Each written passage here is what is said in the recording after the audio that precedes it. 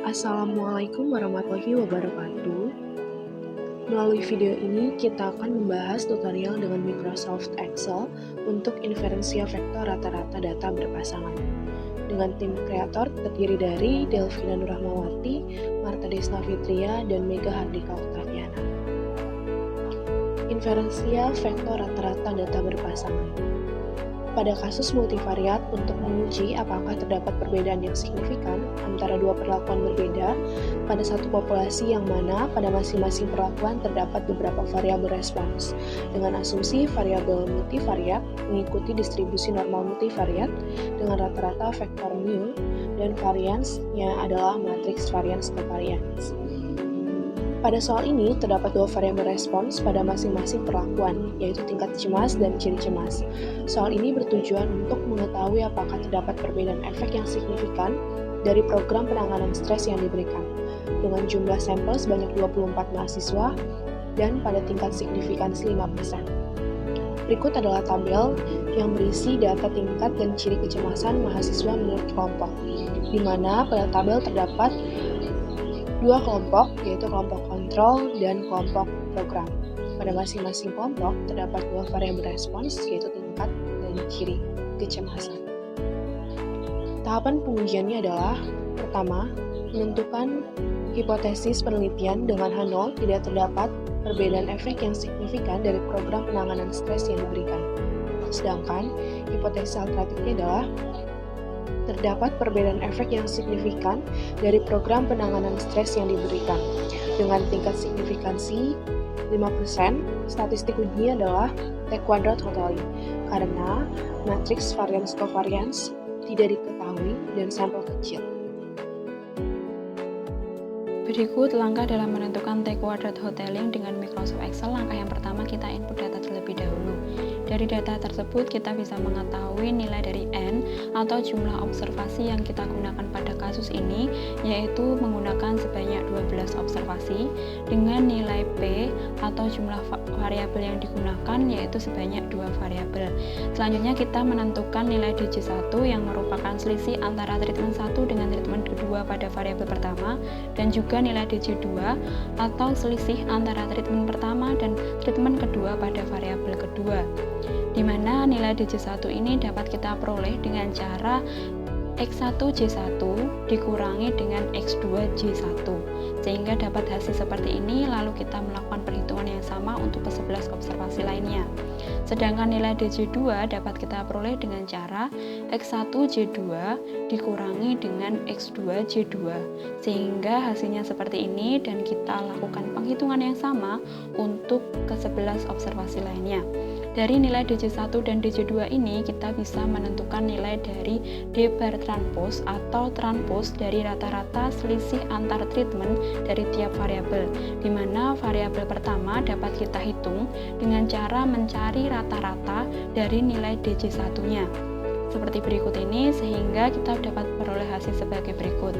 Begitu pula dengan formula yang sama dan cara yang sama kita dapatkan untuk variabel kedua sebagai berikut. Nah, dari nilai D bar transpose ini kita bisa menentukan matriks varians covariance-nya yang dirumuskan sebagai berikut.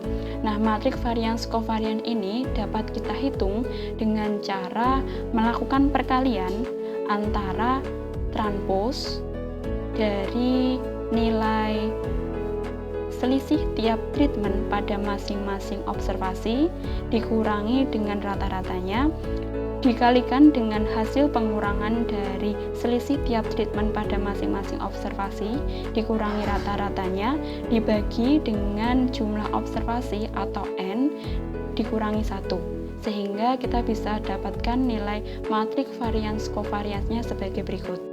Setelah kita mendapatkan nilai matriks varians covariance-nya, tentu kita bisa menghitung nilai T² Hotelling-nya yang telah dirumuskan sebagai berikut ini. Nah, untuk mencari nilai T² Hotelling ini, kita bisa mencarinya dengan cara melakukan perkalian antara D bar transpose dikalikan dengan inverse dari matriks varians covariance-nya. Setelah itu, kita kalikan lagi dengan transpose dari D bar transpose seperti berikut ini. Kemudian kita kalikan lagi dengan nilai jumlah observasi atau nilai N-nya. Sehingga nilai T kuadrat hotelingnya sebesar 19,7569. Setelah itu kita perlu menentukan wilayah kritisnya, di mana seperti yang kita diketahui pada soal, dengan taraf signifikansi 5% atau bisa kita tuliskan dengan 0,05, kita bisa menentukan nilai dari F-tabelnya. F-tabel ini diperoleh dengan formula berikut, dengan menginputkan nilai alfa atau taraf signifikansi 0,05 dan dengan derajat bebas P, derajat bebas yang pertama sebesar P atau 2 dan derajat bebas yang kedua sebesar N min P, yaitu 12 min 2. Sehingga kita dapatkan nilai F-tabel seperti ini. Kemudian kita tentukan wilayah kritisnya. Wilayah kritis yang dirumuskan sebagai berikut ini. Nah, jadi kita bisa hitung nilai sama dengan P dikalikan dengan N-1, kemudian dibagi dengan N-P, kemudian kita kalikan dengan F-tabel, sehingga akan tolak H0 jika lebih dari 9,0262. Sehingga pada keputusan ini kita dapat rumuskan jika T kuadrat hoteling itu lebih besar dari wilayah kritisnya, maka akan tolak H0. Akan tetapi jika tidak, maka akan gagal tolak H0. Seperti ini. Sehingga pada kasus ini dapat kita ambil keputusan bahwa hasilnya yaitu tolak H0. Sehingga dapat kita simpulkan yaitu dengan tingkat signifikansi 5% dan berdasarkan data sampel yang ada, dapat dikatakan bahwa selisih rata-rata tingkat dan ciri kecemasan kelompok kontrol dan program tidaklah sama. Artinya, terdapat efek yang signifikan secara statistik dari program penanganan stres yang diberikan.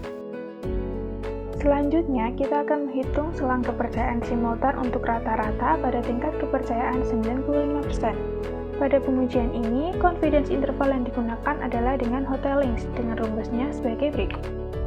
Pada selang kepercayaan, memuat batas atas dan batas bawah yang dapat dicari dengan menerapkan rumus lampir. Pada variabel tingkat kecemasan, akan dicari batas atas dan batas bawahnya dengan poin estimate dari D bar variabel pertama, yaitu sebesar negatif 3,166667, lalu ditambah dan dikurangi dengan akar dari N-1 dikali P dibagi N-P dikali F hitung yang telah dicari dan dikali akar standar deviasi pertama dibagi dengan N.